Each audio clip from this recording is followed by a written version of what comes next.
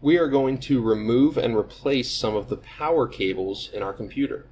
There are 4 main power cables, one for the hard drive, one for the optical drive, one for the motherboard, and one for the CPU. We're going to start with the hard drive. So the hard drive has a power cable right here. It's larger than the SATA cable. To remove it, we can pull it from the base, and it comes right out. For the optical drive, it's the same procedure.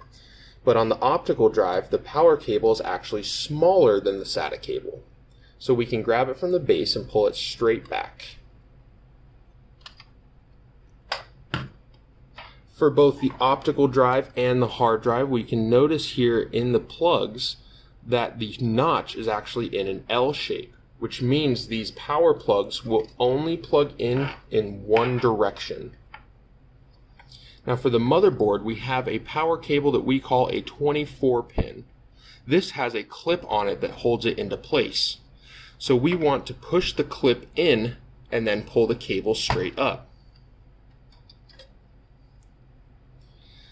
Now these pins in the 24-pin power cable all have different shapes, which means this plug will only go into the connector in one direction.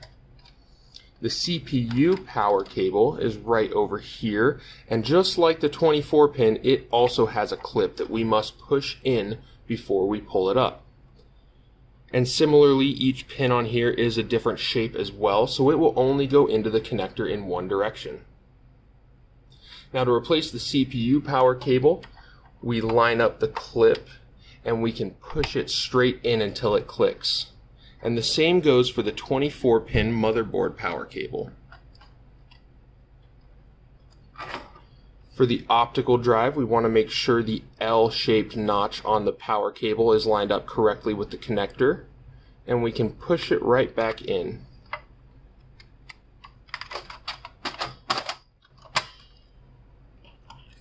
The same goes for the hard drive.